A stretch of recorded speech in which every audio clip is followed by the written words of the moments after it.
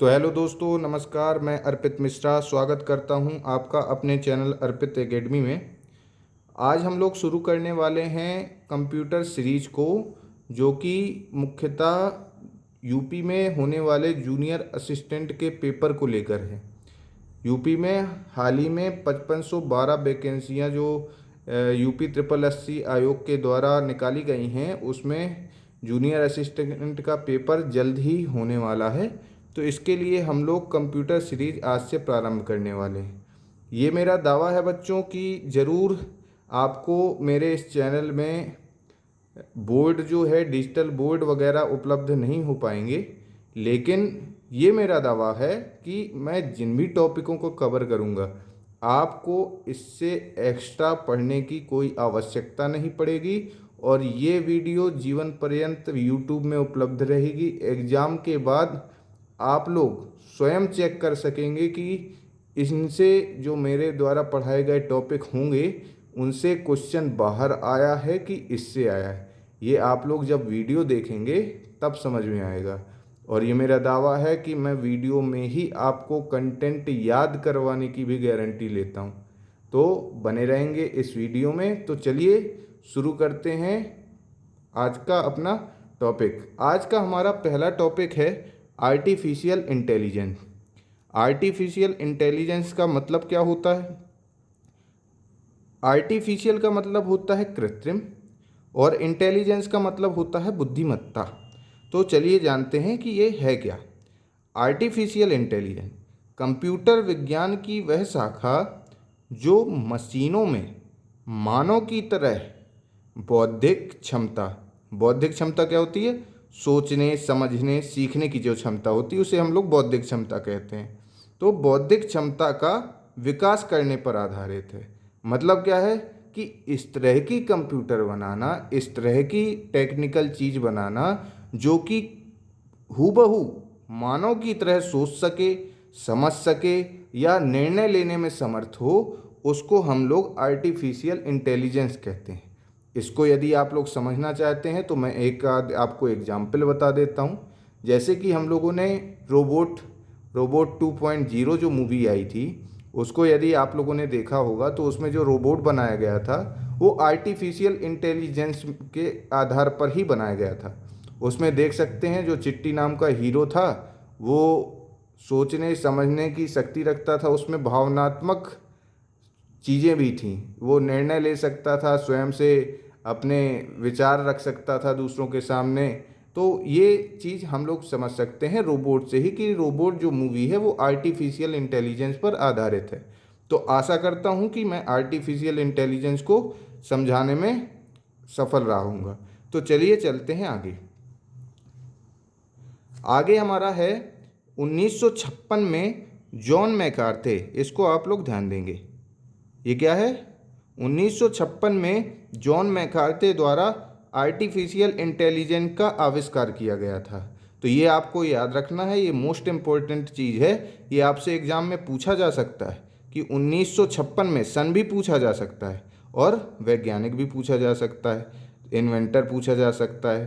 तो 1956 में जॉन मैकार्थे थे जिन्होंने आर्टिफिशियल इंटेलिजेंस का आविष्कार किया। इसलिए जॉन मैकार्थे को एआई का जनक, एआई को, आर्टिफिशियल इंटेलिजेंस को ही हमने शॉर्ट शब्दों में लिख दिया है एआई। तो इसलिए जॉन मैकार्थे को एआई के जनक के रूप में भी जाना जाता है।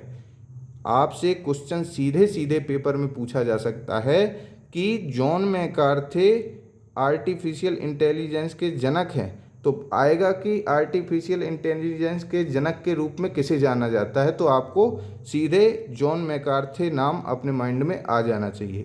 तो चलिए चलते हैं आगे। आगे देखेंगे बच्चों, तो मैंने यहाँ पे 3 बॉक्स बनाए हैं। ये पहले एक बॉक्स आ गया बड़ा वाला, फिर उसके अंदर ये छोटा वाला बॉक्स आ गया और ये फिर तीसरा बॉक्स आ गया। तो क्या है ये जानते हैं। ये जो बड़ा वाला बॉक्स है ये है आर्टिफिशियल इंटेलिजेंस का। देख सकते हैं आप लोग, ये जो बड़ा वाला बॉक्स मैंने लिया है ये है आर्टिफिशियल इंटेलिजेंस का। इसके अंदर क्या लिखा है ये अभी आपको नहीं ध्यान देना है। और इसके अंदर क्या है?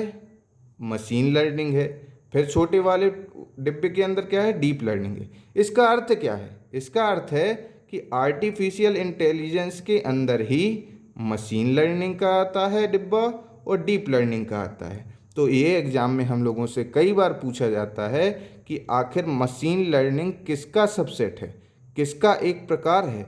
तो कभी भी पूछा जाए कि मशीन लर्निंग किसका प्रकार है, तो ऑप्शन में आपको आर्टिफिशियल इंटेलिजेंस देखने को मिलेगा। तो हम लोग आर्टिफिशियल इंटेलिजेंस टिक कर देंगे। इसी तरह पूछा जा सकता है कि डीप लर्निंग किसका कारक है या किसका तत्व है, तो हम बताएंगे डीप लर्निंग मशीन लर्निंग का तत्व है। क्यों? क्योंकि ये मशीन लर्निंग के डिब्बे के अंतर्गत आता है।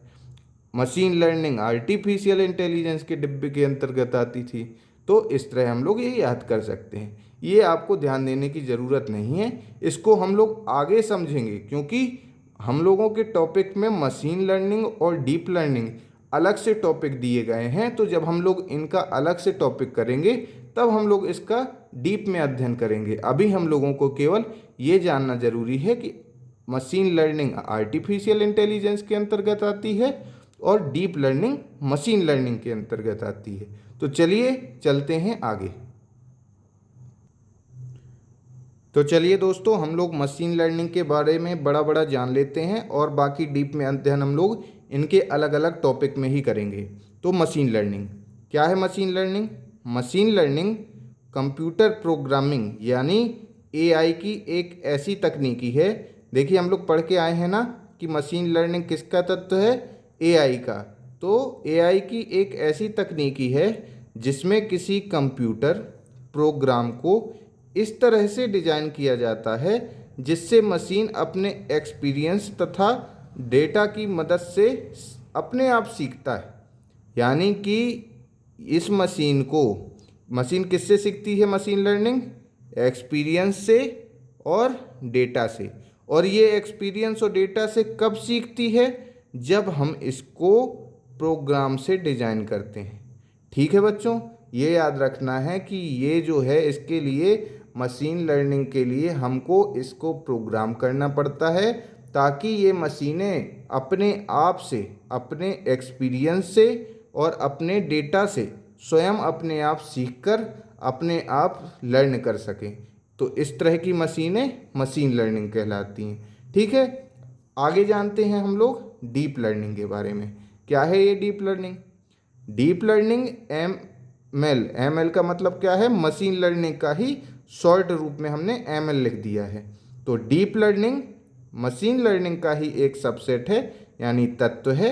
डीप लर्निंग मशीन लर्निंग की ही तरह अपने एक्सपीरियंस तथा डाटा की मदद से अपने आप सीखता है।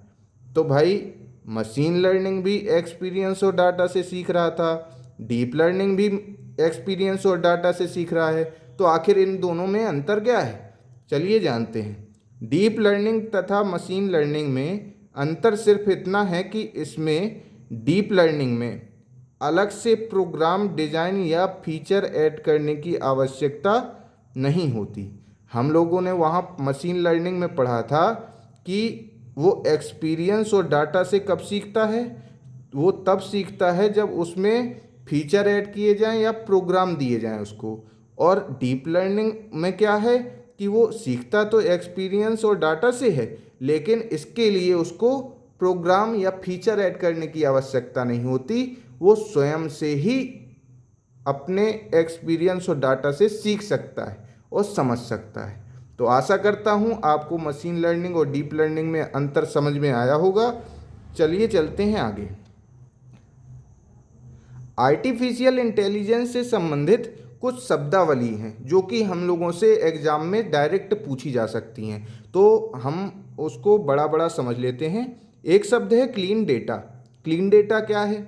एक ऐसा डेटा जो बहुत ज़्यादा व्यवस्थित हो तथा उसमें क्रम से सभी फॉर्मेटेड हों।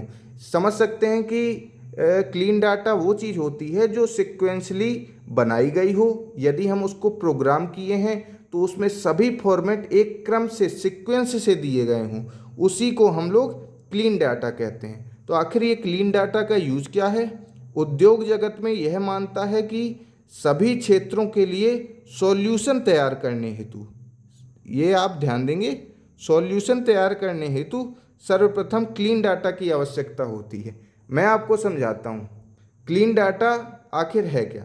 हम लोग जानते हैं कि एक शब्द आता है जो हम अभी जस्ट इसी के बाद ही पढ़ेंगे, बिग डाटा। बिग डाटा क्या है?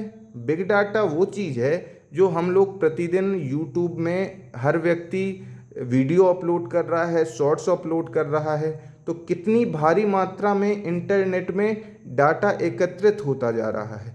तो जब डाटा भारी मात्रा में इंटरनेट पर उपलब्ध हो जाएगा तो उसी को हम लोग बिग डाटा कहेंगे। और वही बिग डाटा यदि हम लोग क्लीन डाटा, अब यहाँ से आप लोग समझेंगे कि क्लीन डाटा में क्या कहा था कि व्यवस्थित हो और क्रम से हो।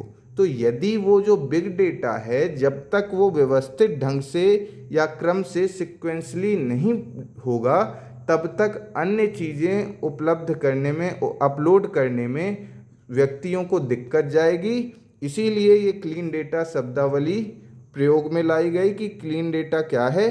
पहले जो वो बिग डेटा है यदि हम उसको व्यवस्थित कर देंगे तो वो कई क्षेत्रों में यानी सभी क्षेत्रों में सॉल्यूशन के तौर पे काम करेगी। तो समझ सकते हैं कि क्लीन डेटा बिग डाटा की समस्या का ही निराकरण है। ठीक है बच्चों, तो चलिए चलते हैं आगे। देखिए, देख लेंगे हम लोग बिग डेटा को। अधिक मात्रा तथा कई प्रकार के डेटा को अपलोड होने पर बिग डाटा कहलाता है। यानी अलग अलग प्रकार का डेटा जो दिन प्रतिदिन इंटरनेट पर अपलोड हो रहा है उसी की जब भारी मात्रा हो जाएगी इंटरनेट पर तो उसी को हम लोग बिग डेटा कह देंगे। तो चलिए चलते हैं आगे।